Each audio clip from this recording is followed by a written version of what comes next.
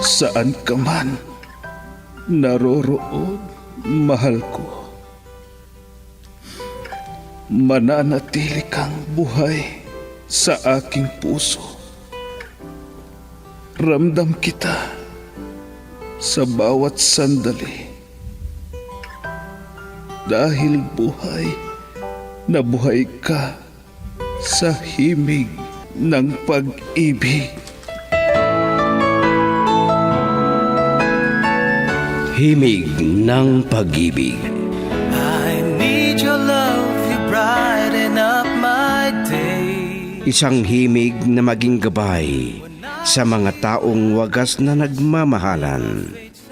Duyan ng malabahagharing pag-ibig na hihili sa puso at pakiramdam. Himig ng pag-ibig. Isang dula na kung saan iikot ang iba't ibang kwento na inyong mapapakinggan mula Lunes hanggang Sabado. Sa pluma at direksyon ni Luvimin Aquino. Dito sa Lovelet Artist and Talent Center Drama Productions, handog sa inyo ng #1 and most trusted radio network in the country, Bumbo Radio Philippines. Basta Radio. Bumbo.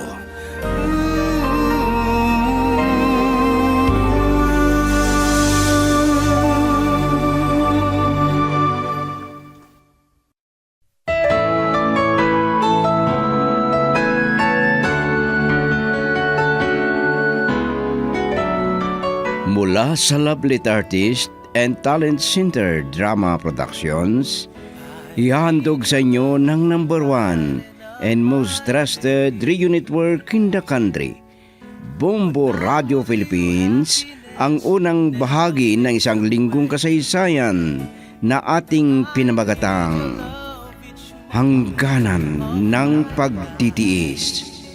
Dito sa ating dula, Himig ng Pag-ibig. I can't forget you, and it won't be easy.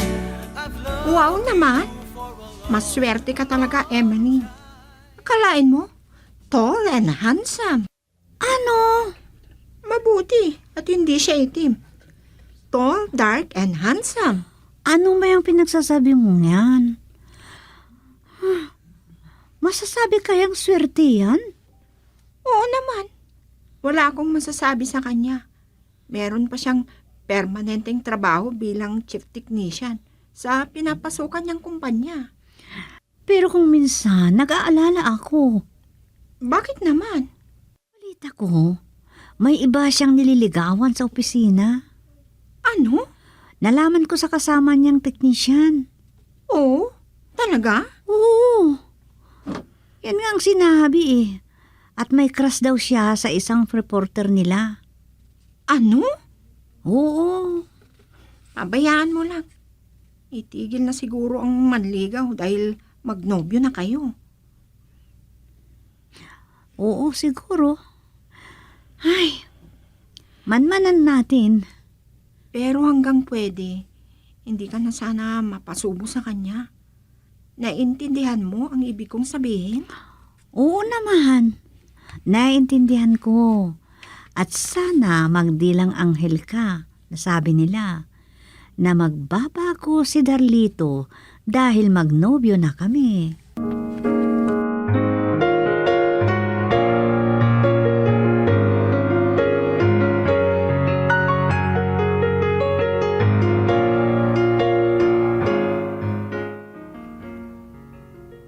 Siya na ba talaga ang katapat ng puso mo, anak?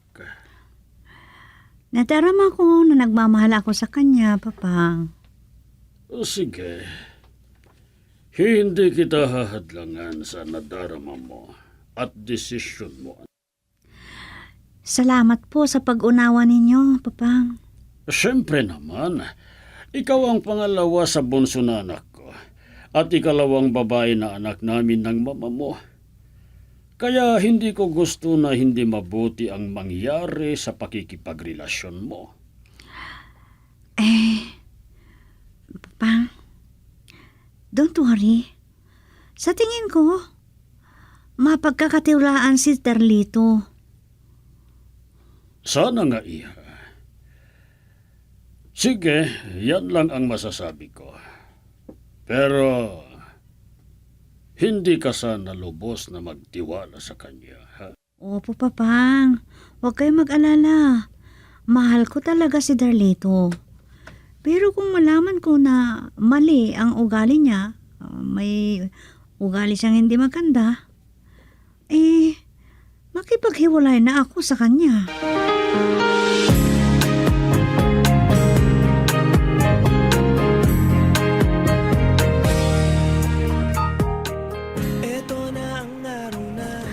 Bakit naman dito sa tabing dagat mo ako niyaya? Tsaka, ang lamig dito.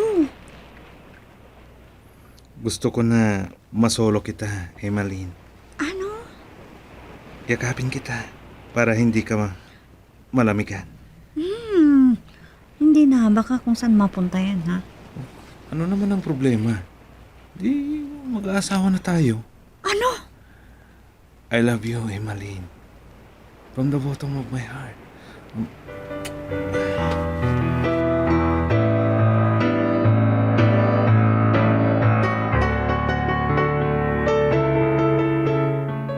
Hindi dapat na nangyari ito, Darlito.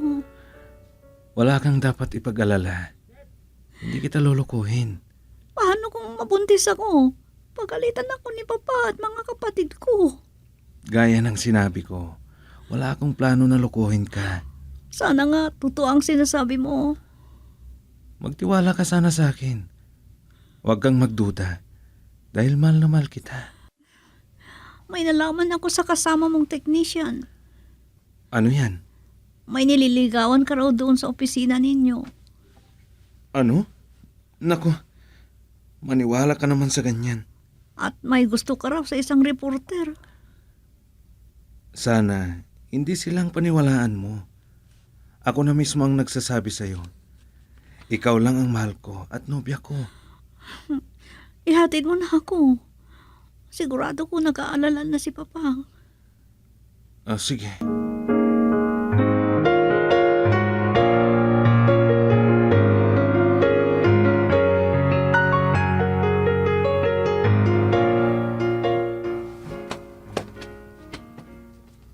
Ang sabi mo, sandali ka lang doon sa pinuntahan mo at maatrasado ka ng konti. Pero anong oras na? Sorry, Papa. Sige, magbihis ka na at saka kumain ka na. Ha? Kumain na kami ni Darlito. Oh, bakit ganyan ang itsura mo? Para bang may nararamdaman ka? May sakit ka ba, iha? Ay, wala po. Wala po akong sakit. O sige, baka pagod lang yan. Sige, pahinga ka na, iha. Sige po, Papa. Pasok na ako sa kwarto ko. Oh, alam ko. Nagsisinungaling ang anak ko. Baka ipinagkakailan niya na may sakit siya. Girl, I need you. I need your love.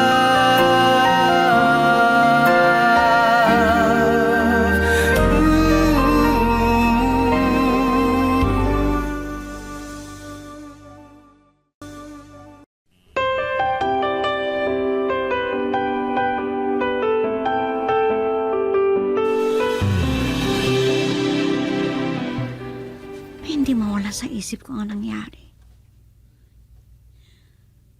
Hindi dapat nangyari yun. Dahil hindi pa kami kasal. Pero hindi ko alam. Hindi ko naman namalayan.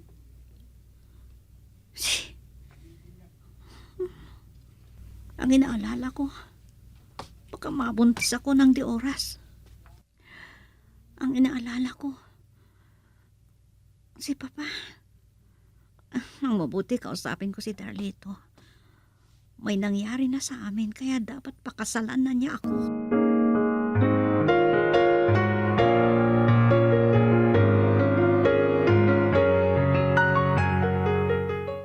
Aba, nalate ka na naman, Emeline.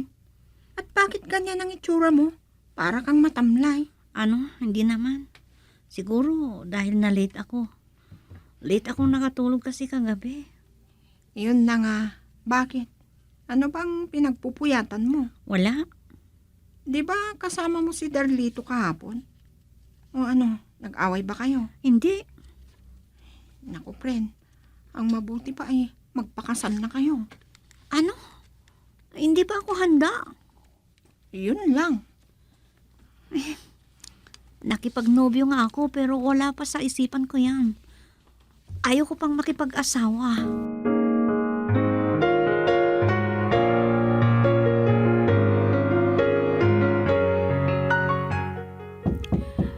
Emeline, anak. Atrasado ka na sa oras. Bakit? Hindi kaya siya papasok sa trabaho niya? Wala. Anong nangyayari sa kanya? Emeline, buksan ko itong pintuan.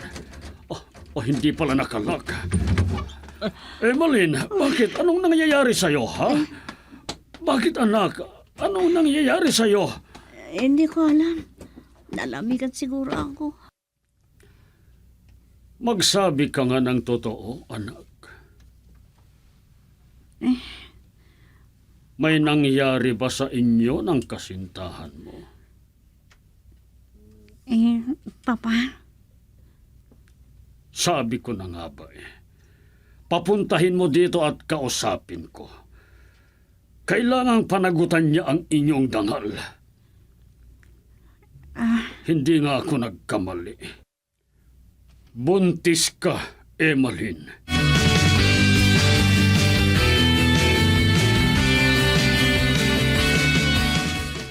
Oh, ano bang sabihin mo at sinadya mo pa ako dito sa opisina namin? importante ang sasabihin ko. O kaya, pwede ba tayong magkita after office hour? Naka-duty pa ako. Paano tayo makapag-usap? 7:00 ang off ko. Sige, punta na lang ako dito. Hintayin kita. Ha? Hindi. Magagalit ang boss namin. Kung may babae na magbabantay sa amin dito. Paano na? Kailangan mag-usap tayo. Mag-usap muna tayo bago kayo mag-usap ni na Papa. Ano? Bakit? Anong sabihin niya? Sige, sabihin ko na nga lang. Ano yan? Kausapin kita tungkol sa kalagayan ko ngayon. Bakit? Anong kalagayan mo? Hindi kita maintindihan. Buntis ako! Ano? At ikaw ang ama.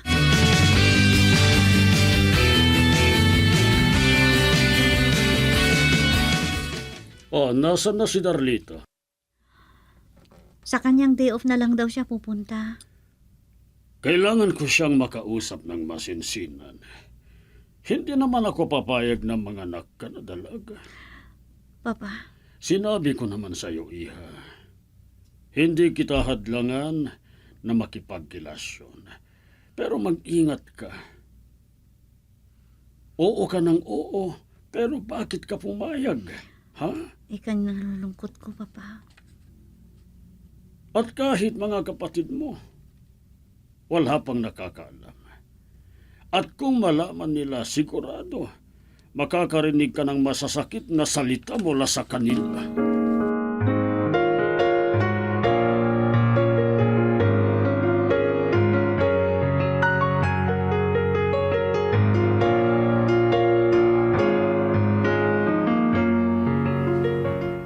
Ikaw ang pagsabihan ko nito, Idang. Ano yan? Masyado kang seryoso. May mabigat ka bang problema? Totoo nga, meron. Pero huwag mo sanang sabihin sa iba, ha? Oo naman. Buntis ako. Ano? Mag-aanim na buwan na. What? At sino ang ama? Si Darlito ba? Oo. Alam na ba ni Darlito? Alam niya, pinapatawag nga ni Papa para pag-usapan namin ito pero hindi pa siya nagpapakita. Kaya mainit ang ulo ni Papa sa kanya. Naku, baka kung kausapin mong mabuti si Darlito. Oo. Puntahan ko sa opisina nila. Dahil kailangan na mag-usap kami. Oo naman. Kailangan panagutan niya ang ginawa niya. Ang nasira niyang dangal ko. Girl, I need you. I need your love.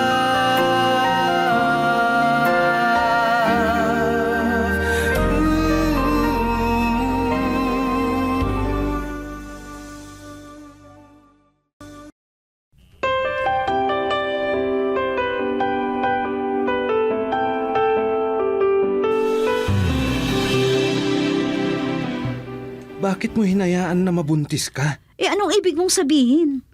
Hindi pa ako nakahanda na mag-asawa. Paano na ako ngayon? Sige.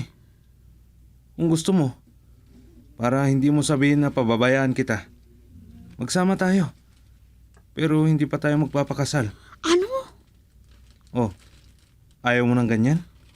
Pero, Sige. Para walang problema, gumawa ka ng paraan para hindi matuloy ang pagbubuntis mo. ano? Naiintindihan mo na siguro ang gusto kong sabihin. Hindi. Ayaw kong maging kriminal sa sarili kong anak. Kung hindi ka papayag sa gusto ko na magsama tayo, pero hindi pa tayo magpapakasal, bahala ka. Ano? Gusto mo ba? Ang lakas ng loob mo na gumawa ng hindi dapat. Pero hindi ka pala nakahanda na panagutan ang responsibilidad mo. Ano? Hindi ko inakala na ganyan ka pala. Ano naman ang gusto mong sabihin? Kausapin ko si Papa kung papayag. Kailangan pa bang sabihin mo sa kanya yan? Kailangan. Kailangang malaman niya at maghanda ka.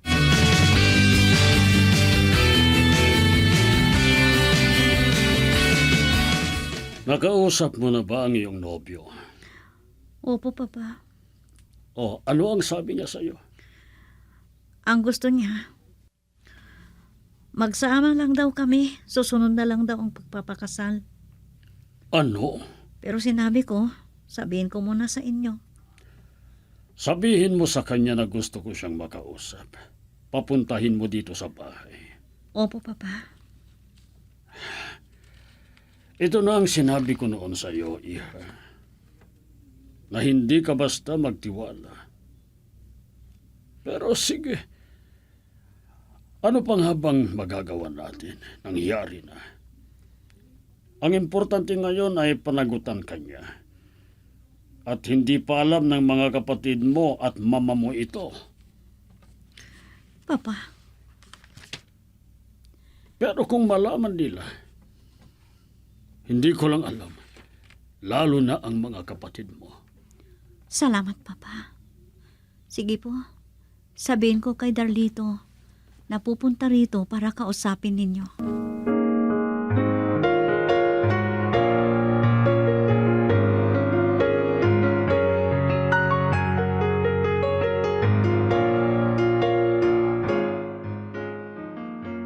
Bakit yung itsura mo, Darlito? Para kang nag-aalala. May problema, Mama. At hindi ko alam kung anong gagawin ko. Hindi pa ako nakahanda, Mama. Ano yan? Buntis po yung isa kong nobya. Isang nobya mo? Opo, Mama. Si Emmeline. Buntis. Diyos ko po, Darlito. Kailangan na panagutan mo yan. Pero hindi pa ako nakahanda na mag-asawa, Mama. At may isa pa akong nobya. Ano? At si Nerissa, ang parang mas matimbang sa puso ko. Ano ba itong ginawa mo? Hindi pwede na lukuhin mo ang mga babae. Dahil isa rin akong babae. Anong magagawa ko? Sila naman ang lumalapit sa akin, Mama. Ano? Kasalanan nyo dahil nanganak kayo ng gwapo. Tumigil ka. Kailangan napakasalan mo ang sinabi mo na nabuntis mo. Sinabi ko na magsama lang muna kami. At saka na yung kasal. Pumayag ba? Lalo ng mga magulang niya. Nako, Darlito. Gumawa ka ng problema.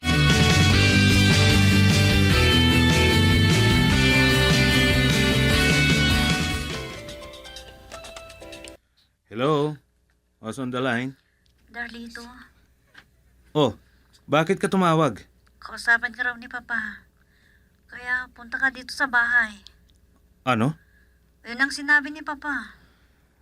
Pero, alas 7 pa ang out ko. Kahit na, basta pumunta ka dito.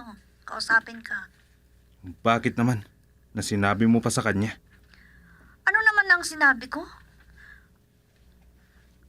Ano? Ano bang plano mo? Lukuhin mo lang ako? Oh, sige, sige. Tama na. Pupunta na ako. Langya naman, oh. Sabihin mo kung napipilitan ka lang. Sabihin mo yan kay Papa. O sige, sinabi ko na oo.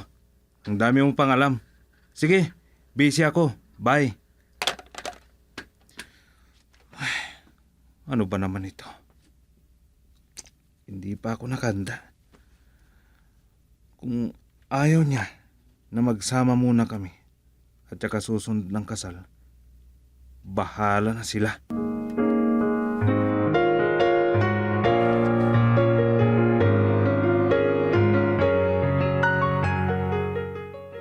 Oh, paano na yan? Magpakasal na sana kayo. Ang problema, ayaw niya. Hindi pa raw nakahandang mag-asawa. Ano? Ang torpe naman niya. Ang lakas ng loob na gumawa ng hindi dapat. Pagkatapos, hindi niya panindigan. Ay, napasubo na ako. Hindi ko na mapigilan ang sarili ko. Nandyan na yan. Oo, may kasalanan ka rin. At hindi mo nalabanan ang nadama mo. Mahal ko naman kasi. Sige, sana ay maayos na yan. At sana, magbago ang sinabi sa akin. Pag nakausap niya si Papa. At pumayag na makasal din kami. Kahit simple lang. Girl, I need you. I need your love.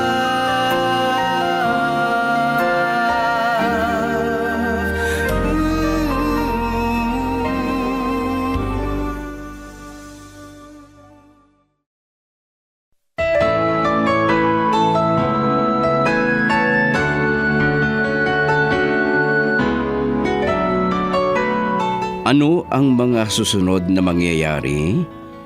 Mga kaibigan, pakinggan bukas ang karugdong ng isang linggong kasaysayan na pinamagatang Hangganan ng Pagtitiis. Dito sa ating dula, Himig ng Pag-ibig. Mula sa panulat at direksyon, Lubimin Aquino Sr. Produksyon Supervision, Leti Astudillo Aquino. Handog sa inyo ng number 1 and most trusted radio network in the country, Bombo Radio Philippines. Basta Radio Bumbo. How I cherish those